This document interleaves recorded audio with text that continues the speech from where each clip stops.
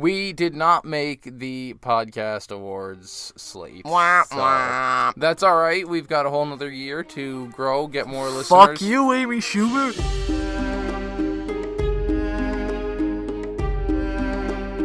What up, and welcome to another episode of Brotherhood Without Manners, your favorite full spoiler reread podcast of George R.R. Martin's A Song of Ice and Fire series, finishing Clash of Kings. Oh, shit. That's Zach. What up? I'm Nate. Yo. Your brotherly co-host. I said yo for Nate. That's cool. Yeah. Thanks.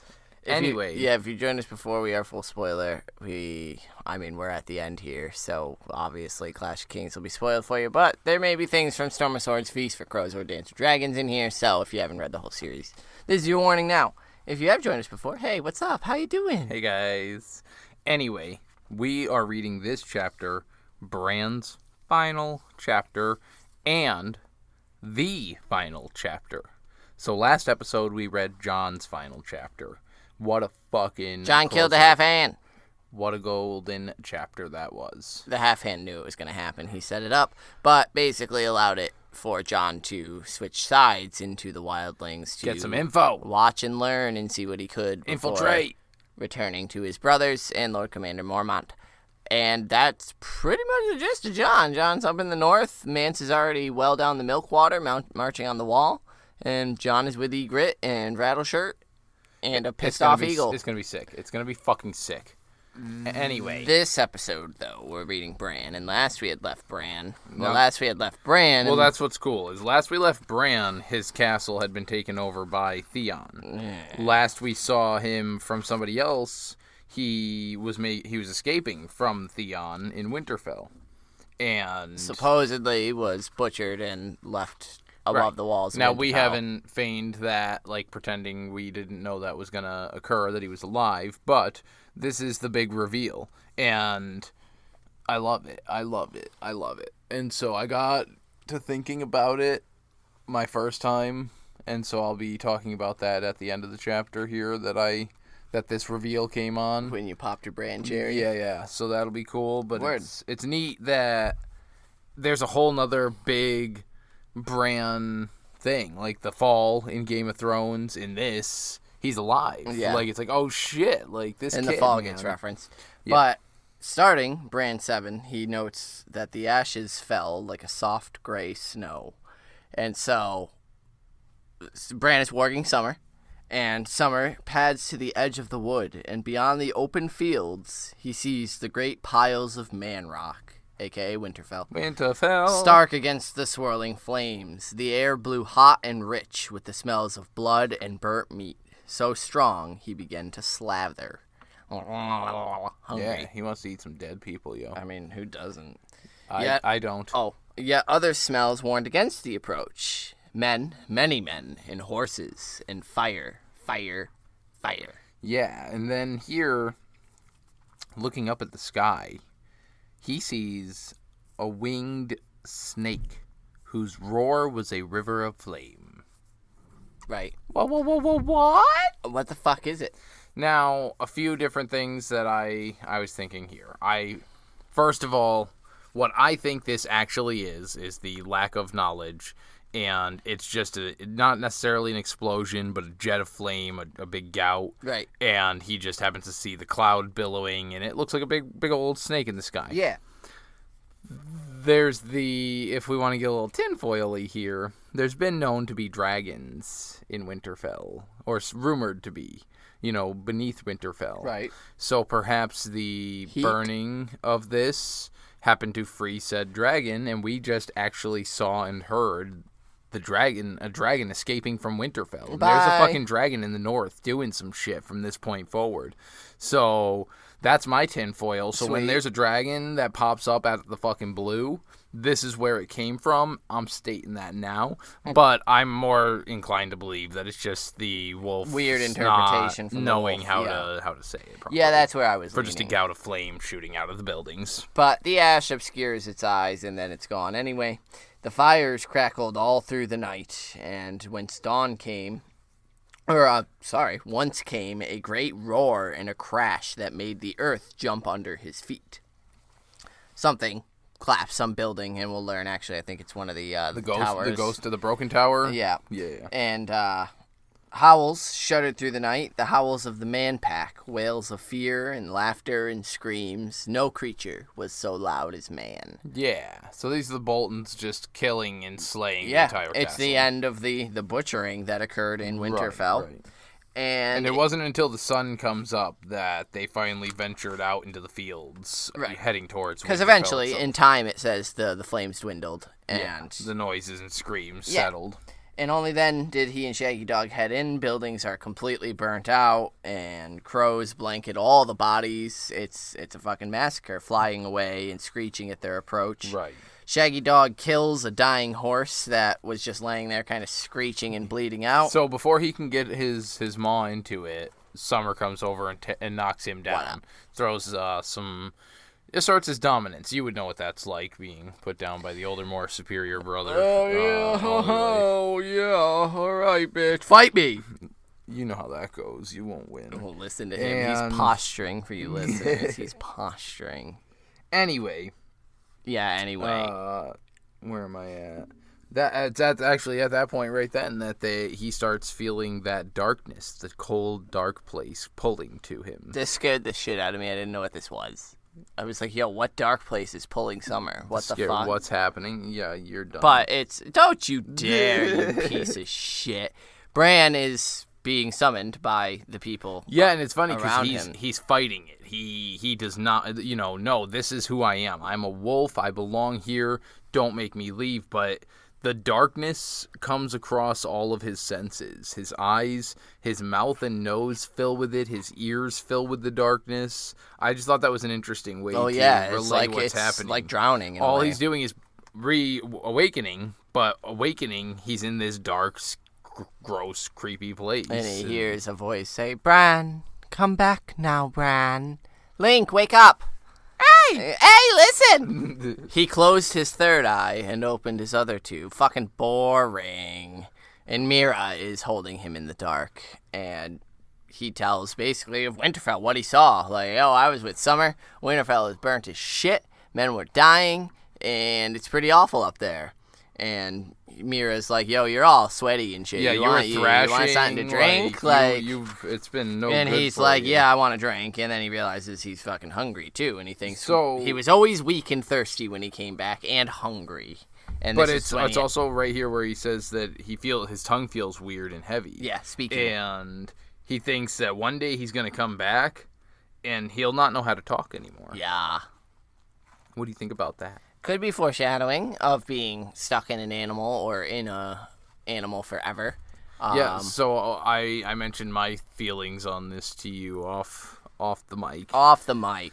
But I honestly think it could potentially be a nod in the direction towards, showing that Martin is heading almost where Bran did end up in the show, with that emotionless, like, one day I'm going to come back and not know how to interact with people correctly anymore. I'm just going to be information, knowledge. Yeah, and so maybe it's something like that as well. Yeah, but it's definitely an interesting thought that he has, because it could, just be implying his second life that he'll have, that we hear about from Varamir Sixskins and Dance, or it could be something more serious where he's tapped into the werewood net and becomes a robotic. But yeah, so Mira's very motherly to him as well. I think that's interesting. A lot of people ship them. Do you buy the shipping? Oh, yeah, a lot of people, because Bran has a little crush on her, definitely. No, I definitely get that but matronly, some people and she's them. Like the babysitter almost. And I mean, it's not wild to consider. No, it's not, and there's nothing wrong with the idea, but it almost seems to me like she's very caretaker. More elder sisterly. Yeah, just very, very protective of him. Yeah, just similar to how she is with Jojen. Right, that's what I would say. Jojen's a little more capable in his dreams. Bran is, having everything taken from him kind of at once, so she's being a little more coddling with him. But yeah, so I agree. It feels more maternal and sisterly. But Bran accepts a drink and asks how long he's been out. 3 days, little grandfather answers. Woo. We were afraid for you. And this is when he notes that Mira dribbled some water down his mouth and they smeared honey on his lips, but that's not enough. You need to eat, Bran. I did eat. The wolf ate. Not you. Yeah. You, he says, take care, Bran. Remember who you are. Take care, Bran. Bran remembered. Yeah. Remember, Simba. Who you are. And yeah, he Bran thinks... remembers all too well. Bran the Cripple, Bran the Broken, better Bran the Beastling. Yeah. His fucking X-Man name. Like. So, yeah, I really like that he was the knight, but now that he's discovering this new thing, he's like, actually, though, this superpower is pretty tight. So, I think this is an interesting contrast to Jon as well, who is going as well through a significant sort of title change where becoming shapeshifter, right, Oathbreaker, Turncloak. We've got a lot of that talk in this book. The last 3 chapters, with Theon, with Jon, and so with Bran, it's a whole new term, beastling. Which is its own sort of stigma that we've already been told about. That beastlings are wild savages, things and they're disturbing. And here, the chill dampness of the tomb. His third eye had finally opened. He could now reach out to Summer whenever he wanted, and once had even touched Ghost and talked to Jon, though maybe he had just dreamed that. Yeah, so now I know that you're gonna... First, let's start with the first bit. Down here in the chill damp of the tombs, his third eye finally opened. Now, this gives major credence to the fact that it's possible that Rickon has already experienced third eye opening. Right. Because if this tomb is affiliated with spending some time down here and it assists in opening your third eye, he was down here a lot hiding. Supposedly talking to his father. Right. Doing some shit. So, Rickon may be a little further along than Bran is at this point. Without the schooling. Without knowing, yeah. I think it's very interesting to think that they're vocalizing all this around him. Mm-hmm. This is the training you need to do, and subconsciously he's too young to realize it, but he's probably incorporating that same training. Right, he'll probably listen a little bit, yeah. Like right now, he's asleep. Right. Is he asleep? Is he shaggy? Or is he warging right now? So how long has he been asleep is what I've been wondering. Right. I don't think it's been nearly as long, but I feel like that's definitely... I feel like he's out in shaggy dog this whole time. Yeah. Like as often as he can. I think so as well. I think they're both doing the same thing, and I think... So you and I were discussing it, that this could be potentially the death of my theory that Rickon was the one talking to Jon in the woods. That this is Bran admitting but I don't spoke think to him. It is, because I think Bran and, at this point, Rickon... I think they break the rules. We don't know at what point that was Bran speaking to Jon. I was going to say that. That could be an older Bran when he's with Brendan Rivers. We don't know that it was this moment. It could have been something else. We don't know the circumstances, because, it just says that he spoke to Jon. Right. It doesn't say where. It doesn't, and the only reason I say it kind of is correlating is because it's one chapter then the very next, or 2 chapters ago for Jon. It could very well have be a perfect lineup in the time frame but it doesn't specifically state there. To me, it seems a little red herring-esque. Like, Bran obviously is the one talking to Jon, but Bran didn't say that. He didn't say, and we're getting a lot of third eye talk, and that's sort of what Jon's discussion was about, but he didn't say that he told Jon to open his third eye. It was, he touched Ghost and got to talk to Jon. Who knows? So it leaves it slightly open-ended. I still think it puts a little period there that his theory is proven. I think you're full of shit. Anyway, you fucking have Garrett as cold hands, so shut up about my theories, a motherfucker. But Bran feels he wants to tell Osha about what's up. He gets a little frustrated here because he's like, Jojen, what the fuck do you want from me? First you're telling me open my third eye, but now you're pulling me back. And I think that's significant to note that Bran's, he's pulling the Anakin, they're holding me back. I do recall him being frustrated with Jojen. And this isn't, and this is this is the seed of it. This isn't a power you just take it and run with, kid. You need to chill and listen to Jojen, and that frustration's already seeping in where he specifically says he feels like Jojen's trying to pull him back now. And so he's like, I want to tell Osha, where the fuck is she? And Osha's like, what up, I'm here. And she's like, I've had my fill of wandering around, so apparently she's been wandering around. So otherwise I'm just chilling right here. And Bran, this is where, they discuss it. Bran tells her, but he notes that they all slept a lot, not just Bran, as there's really nothing else to do. And he tells Osha of Winterfell burning and all the men and the horses, and she's like, what men? And he's like, a lot of them. I don't know, a bunch of men. Yeah. But she tries to pass it off as a dream a little bit, And he's like, nah, it's not like that. Like, we need to go investigate. Yeah, it was a wolf dream, motherfucker. And these aren't just wolf dreams anymore. Like, I'm seeing through his eyes. That's what's happened. But Osha says that the Squid Prince, Theon, will strip her skin off with a whip if they catch her. And Mira squeezes Bran's hand and says, I'll go if you're afraid. And Osha lights a torch at this point. And when she does, the shadows move with it. And it seems for an instant as if the dead were rising too. Lyanna Stark, Brandon Stark, Rickard Stark, and all the other crazy fucking Starks. Yeah. Do you think there's any stock to it, or just the shadows? I just immediately got called back to Theon's little feast of the banquet of the dead. Like, I don't know. I definitely, yes, I think there's something to it. I really do think this is just a well-played, Martin setting the mood and really kind of making how creepy and awkward. I mean, I think it's cementing that Winterfell's not dead. Right. These things still stand, and the crypt still has power, purpose, meaning.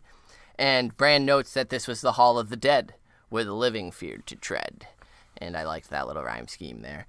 But it notes, in the mouth of the empty tomb that waited for Lord Eddard Stark, beneath his granite likeness, the 6 fugitives huddled around their stores of food and water. And so they're hiding right under Ned's little watchful gaze. And they're kind of just going through their food supplies, and Osha's like, shit, like I'd have to go up anyway. Yeah, I don't really have a choice as it is. I've got to go up, so... So she's like, yo, is it day or night up there? Because it's hard as hell to tell. Dude, and then Bran sees double vision at the same time. Yeah, he tells her day, but it's dark from all the smoke, and she's like, my lord is certain.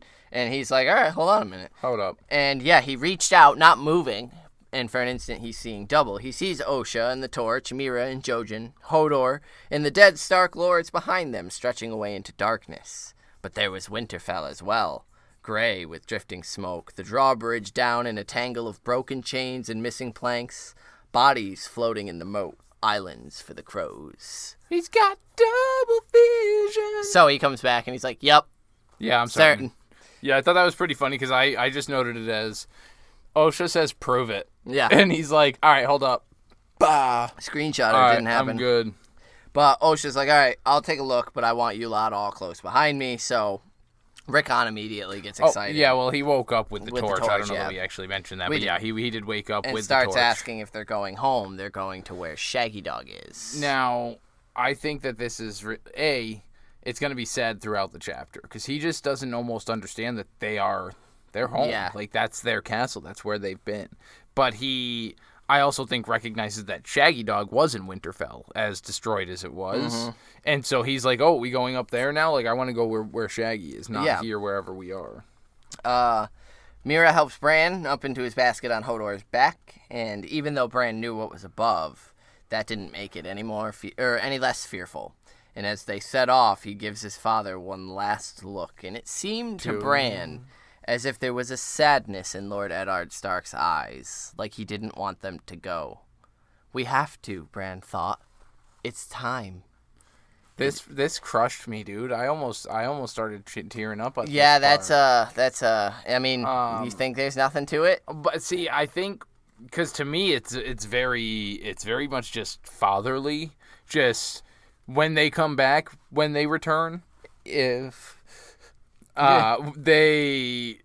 be grown. They'll be different men. They'll be men. They're not going to be just these boys coming back anymore. And so this is that, like, when we come back here, it's not going to be who we are anymore. Well, I mean, Bran even thinks of coming back later and what that entails. Yeah, if he's allowed to come back there. And so it was just a very heavy moment with that, like... Yeah, and granted, the finality of it. Like, because they did see their father the last time when he went south to King's Landing. Yeah. But this is like... Winterfell as well. It's like he's saying goodbye to Winterfell and home, not just Ned necessarily. And so it's saying, like, if I come back, I'll never be the same. I mean, neither will you. He's giving up on waiting on Kat and Robb to come back home, like all of that. They're pretty fucked here. So I think that's what that really means. I don't think it has like any magical, mystifying meaning there. I think it's maybe it does. If it does, I could see it just being Winterfell being sad that the journey, like, he's got to go. It is time. Yeah. Like, and this boy has some shit ahead of him, but it's necessary type thing. And if I stay any longer, it's of just course, Ned prolonging. Stark would be proud, but, have that sad fatherly, right. I'm proud of you, but go do your thing. Kind of how he looked at Jon when they they last met, or left, yeah. Right. So we get Osha had her spear and her torch in hand. A naked blade hung down her back, the last bearing Micken's mark. Forged for Lord Eddard's tomb to keep his ghost at rest, but good steel was hard to resist since the Ironborn had basically locked it all away. And Mira had also taken Lord Rickard's sword, though she complained it was too heavy, and Bran took his namesake's, Lord Brandon. Yeah. And he'd be shit in a fight, but the blade felt good in his hand, and we've had many characters say that just holding it gives them some sort of strength. And then he says this weird little thing about, but it's just a game. Yeah. So it doesn't matter. Right. Him holding the sword? Yeah. Or like... Oh, no, I think I think it's decimated up there. There's nothing to be afraid of but ghosts up there. So if they're attacked, they're fucked. Like, there's nothing they can do because it's dead men up there. He's been through there with Summer and Shaggy at this point. He knows that there's nothing to arm up against, but... having a blade in his hand feels good, like it's a game. Yeah, it's feeble protection. They're all doing it. They all have weapons to protect against the dead men. The Goonies getting straight. And so I think it's that. We're playing a game. Right. The shadows swallowed his father as the flames uncovered more older statues from the kings in the north. And he names a dick ton. I didn't either. Some had done terrible things, but they were Starks, every one, and Bran knew all their stories. He had never feared the crypts. They were a part of his home, and he'd always known that he'd lie here too one day, but now he's uncertain. If I go up, will I ever come back down? Where will I go when I die? That's kind of heavy shit for... I mean, again, we saw Sansa contemplating her death. We've seen Jon numerous times, especially last chapter, contemplating his death and what that would mean. What's going to... will the wolves howl if I die down? Yeah. And he's thinking, where will I go? And I also like to think of Ned here from Game of Thrones, that there's a wintry hell reserved for the kings of the north or the lords of the north, and so is he going to end up in...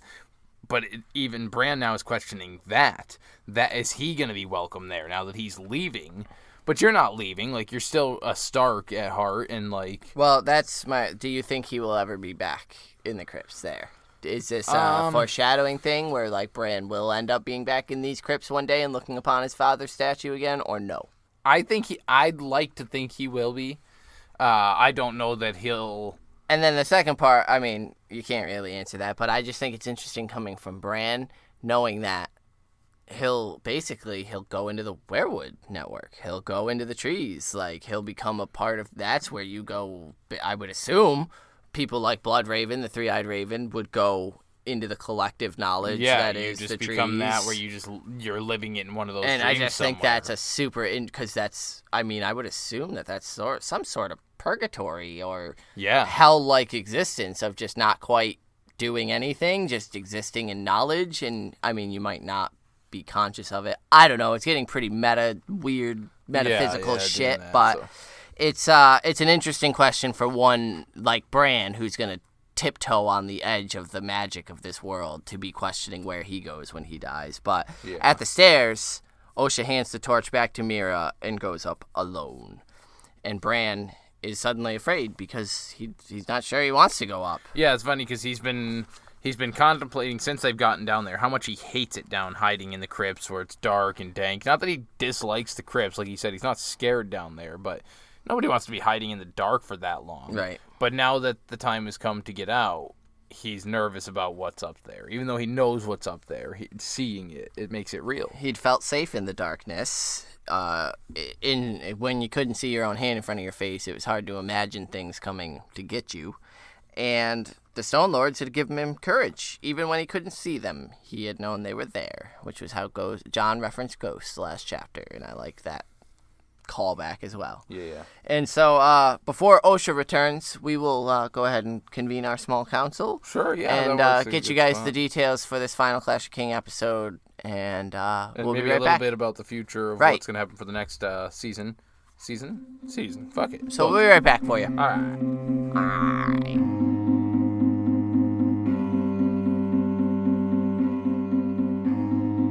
Welcome to the small council. It's tiny.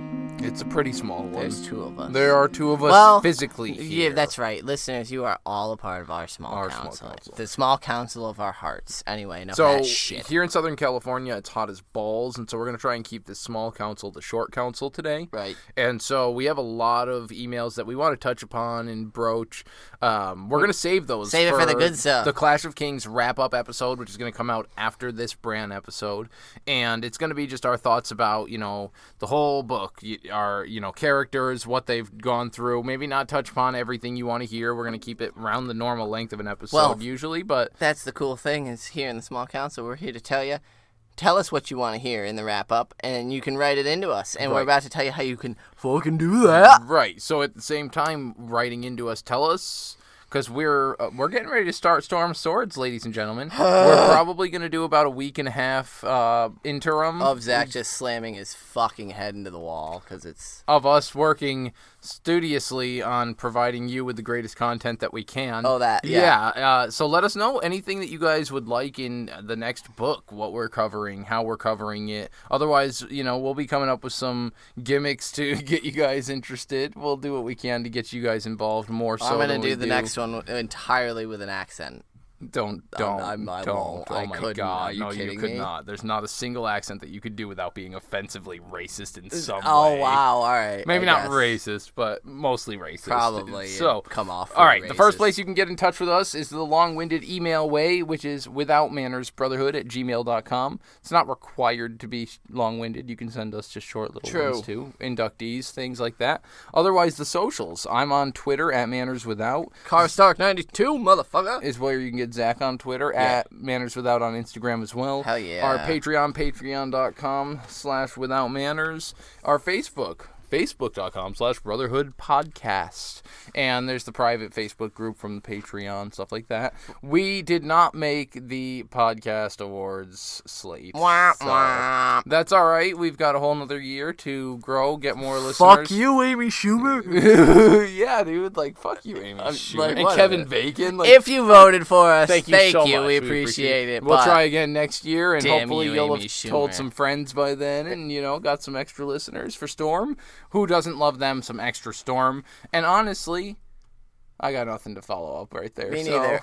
Way to leave you hanging. To our listeners in Lebanon, thoughts and prayers are with you guys because of the craziness that just occurred in Beirut. Yeah, the random explosion. We know we have some listeners over there. Hope everybody's staying safe as they can with this goddamn pandemic, and then a big old fucking tragedy like that. Jesus, just be nice to each other, because the world's scary right now. Scary. All right, back to the final chapter. Scary Winterfell hellscape world. That. One scary world to another.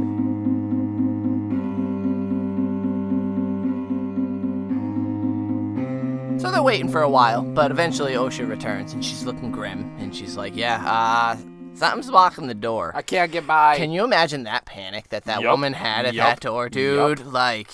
I've got to get these kids out, and fucking, it's just, I can't budget, oh man. Yeah, the descent, dude. Because she tried everything she could before descending those stairs in the descent, and so, the descent, as Nate subliminally throwing in there. You don't stop talking long enough for me to get a word in edgewise. Wow! Dang. It's a podcast. Someone's got to do the heavy lifting here. I know, and my neck is getting tired. I'm giving you the chance to continue fucking forward, so stop talking about how heavy your neck is and read the next fucking part of your notes.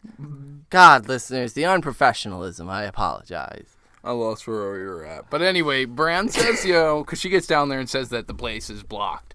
And Bran's like, Hodor can lift anything, Volunteers as slaves. What you got that Hodor can't be throwing around, bitch? I don't like it. And so she's like, all right, we'll give it a shot. And they start making their way up. And she leads them, I think then Hodor with Mira. With I Rickon, didn't know the order. And then Jojen in the rear. Yeah, it's tight.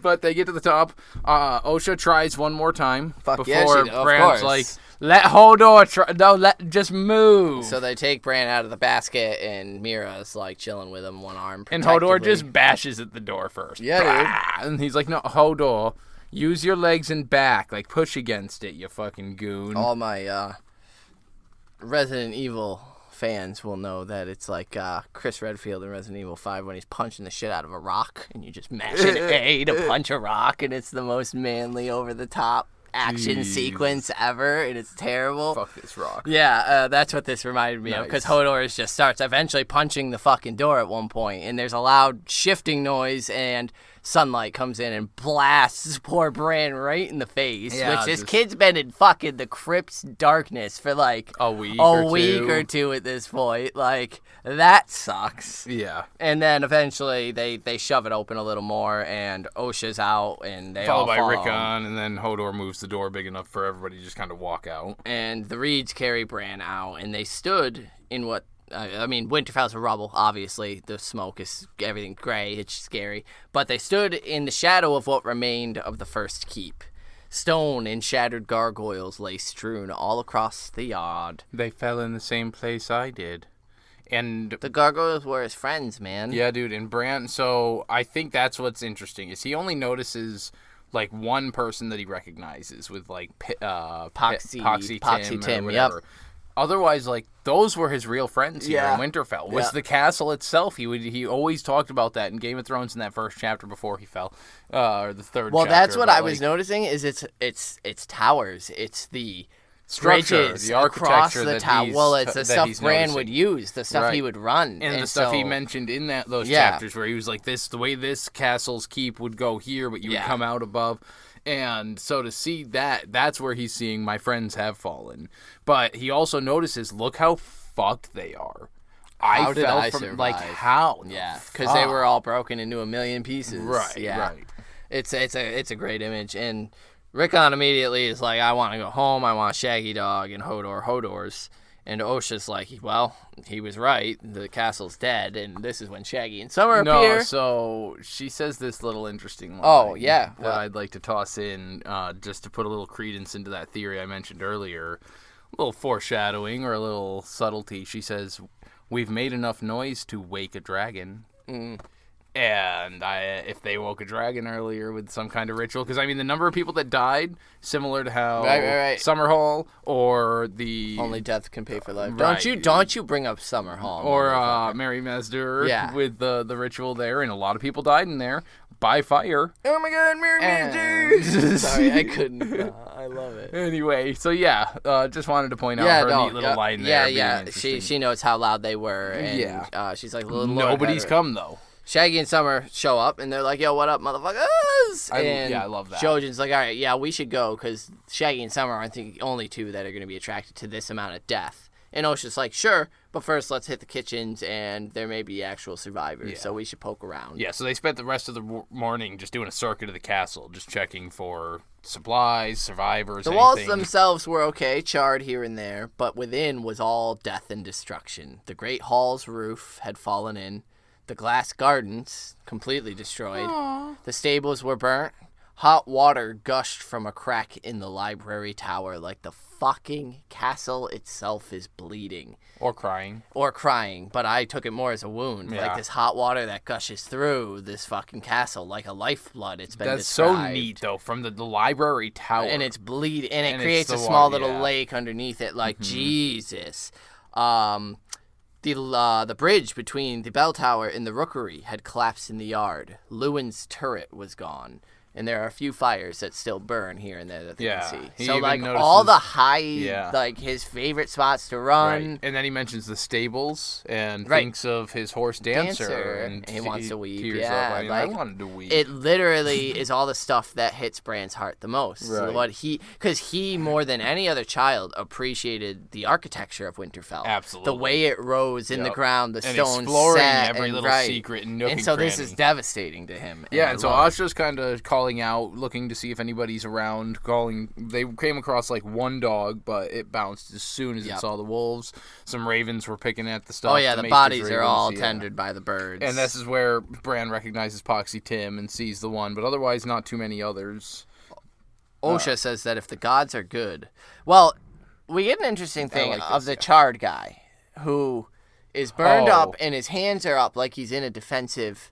So to add a little more credence to your theory, what the fuck kind of fire are the Boltons setting that's gonna immediately char somebody and kill them instantly in that way in his whole in So his that's sitting an position. interesting point. So Maybe he's just there- sitting there like the volcanoes Right. of Mount Vesuvius and shit, where it was so quick, Right. they're stuck. So that's an interesting And point. he's charred in that because they were position. throwing torches, we know from Right. Theon's. So if this dragon came out and just blah, Right, if it was Done. just a single blast like the wolf said he saw, a great roar was a river of flame. and then dipped out.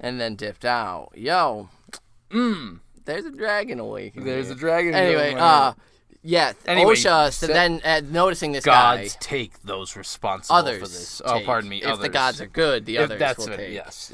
And Bran says it was Theon. And she she- says, no, look, and points out a bunch of dead Iron Man and Black Iron Man, Lauren, Black and the, Lauren. the Greyjoy symbol. But she's smart enough to notice the others around Black Lauren, Yeah, like she the ones points he out took out. the Flayed Men sigil, And and Bran. Bran's like the Boltons, like Well, oh, shit. as soon as she calls it out, Bran says the flayed man of the Dreadfort, and Summer howls and darts off. Like, I mean, again, just the way he's Summer's howling and darting off because he senses Maester Luwin potentially. Or because of the fear Because from of the fear of the Boltons and what they're going to that's be neat doing that he to does his that. brothers, and Amira immediately is like the gods would, because apparently Yeah, I don't she know, books her it. and Summer Well, are, she takes off immediately after Summer, Yeah. who went for the Godswood, and They then all everybody follow. trail behind, and they see Maester Luwin. well, hold the fucking phone, I did jump over some great because shit. the forest is hardly untouched. affected. The Unfucking touched. pines on the edge are slightly charred, but Jojen says it isn't burned. There's a power here preventing it. Power in living wood. A power strong as fire. yuck. Holy shit. So is this the exact power that Melisandre fears? These are the old powers that are waking, yo. This is it's a power This is strong why as fire. it's Winterfell. Like, you keep saying there ain't shit in Winterfell. Powers are waking, motherfucker. I have never said there isn't shit in Winterfell. I have said certain things are red herrings. And I mean, a think dragon that- just woke up. The fucking Godswood is You're saying waking I up. say shit doesn't Like, happen in Winterfell. We got a fucking old man collapsed next to the goddamn pool under the Now, heart tree. Once again, why has Luwin lived this long? Clearly everybody's gone. The fires have burned out. Do you think he would have survived as long as he has if he wasn't laying next No, to this I don't specific at pool? all. No, He I would think have died that this out is- anywhere else. Bran was, supposed to have this last encounter by the heart tree, I believe. And it it's was- right there now. It's like written in the records forever now because it's in front of the eyes. Right. The eyes are opening again. Like fucking The Corian trees have just eyes said again. this Yeah, shit. the hills like, have eyes again. Whoa. But there's a bloody trail, as we said, under the heart tree near the still pool where Ned Stark used to clean and sharpen ice. Lays Maester Luwin, a bloody trail showing where he crawled. And Bran thought him dead, but when Mira touched his neck, I assume to get his pulse, he moans. What? Because you said that, I've noted it. Mira's sweet young touch invigorates Luwin back to life. I didn't know we were reading erotica. Yeah, so when you Jesus. said that he moans, I was like, oh man. The book says that he moans. I know, that's what I'm saying. They roll him over, and Luwin smiles, seeing the boys. Yeah, of course he I smiles. fucking hate you. Gods be good, I knew, he said. And Bran's like, how'd you know? And he was like, the boys, I liked how, the 'cause clothing fit, but not the one lad's legs. They were too muscled. yeah, this motherfucker Bran's breaks legs my have heart. atrophied. Yeah, Like, absolutely. So he and- says, because when he first rolls over, just that way he says, Bran. And Rickon, too. and Rickon Gods be too, good. Gods Yeah. be good. I knew it. Yeah, And it's like, yeah. oh, motherfucking Luwin. Ah. Yeah. And he coughs up some blood, and he says, you vanished into the woods. How? And this is when Bran tells him. we like, didn't. We We went just- out for a little bit, double back, and we hid in the motherfucking crypts. And Luwin chuckles. The crypts. As of he, course. and this is when Bran's eyes filled with tears, because the maesters who you went to when people were hurt. Who do you take a hurt maester to? Dude, I'm telling you, I thought I was done here. Like, Where I was do like, the whores go? fuck, no. Osha says they need to make a litter, but Luwin says he's dying, woman. And Dude, now, Rickon. I want to just say this again. Osha, this wildling, who tried to kill Bran, Right. She says, we have to make this man a litter. Yeah, to the carry him. Maester of the Lords of Winterfell. She says, we have to get him somewhere, like, we need to get him back to help. Yeah, she's ready to help him. While risking her life for these two boys, with the help of the, like... Oh, yeah, what she a could have great easily dipped on her own at any point. I think she's jumped to the top of, like... Brienne, Samwell Tarly, Osha's the Osha shit, is man. like one of my top 5 characters. Just because how compassionate and hardcore badass dude. she is. She could have Fucking fled sick. at any point, but she stuck it out in this terrifying circumstance. But yeah, Rickon Gets angry and says, "You can't," to Luwin saying he's dying, and Shaggy bared his teeth and growled. Hush, child. I'm much older than you and can die as I please. Again, I just love that Shaggy's the conduit for Rickon's feelings, his emotions. And Bran tells Hodor to kneel down beside Luwin. And this is when Luwin tells Osha, the boys, Rob's heirs, not together. And he tells her, because she was like, yeah, I was thinking of going to the Kerwins. And he's like, you nah, can't. Plague Werwin's boy is dead, and so is Roderick, Tallheart, Hornwood, all dead. Deepwood, Mott, Fallen, Moat Caelan, soon Torrens Square. And Osha's like, then fucking where, dude? And he's like, I don't know, White Harbor, the Umbers, figure it out, War bitch. everywhere, each man against his neighbor, and with winter coming. Folly, mad black folly. And then he grabs Bran's arm and tells him to be strong. You need to be strong now, Bran. Bounty strong. And Bran says he will be, and though it's hard. Because, everybody. First Mickon and Roderick, and now Maester Luwin. Yeah, and so he tells him, you're a good boy. Your father's son. Bran. Now go. Go. You're a good man, Theon. Yeah, that kind of flashed through my head when I heard that as me well. too. But, that's so sad. I know. Osha glanced at the werewood face, and leave you for the gods. And he asks for a drink of water, and another boon, if you would. One last boon. And Osha's like, aye, and tells Mira to take the boys. And they leave. And Osha joins them a few moments later with no mention of Maester Luwin. So she... my number one badass bitch. Slit his throat to end his life mercilessly. Or mercifully. Mercifully. And, Can I say... R.I.P. Luwin. I cannot wait for Osha to meet Arya. Osha, Brienne, Arya need to just have, like, a woman's fight club. Hell yeah, and dude. just beat the shit out of everybody, piece of shit in the Seven Kingdoms. Just go crazy. Yeah, dude. Fuck yeah. Yeah. Oh, I'm for this shit, yo. yo. No, like, this those three, awesome. like, they'll just power yes. rule the country. Dude, that could be that's the queen, the queen's guard, and the hand of the queen. Right, like, the queen's fucking... justice all rolled and into which one's three. which? No, it doesn't matter. That's the... You address us all as the one.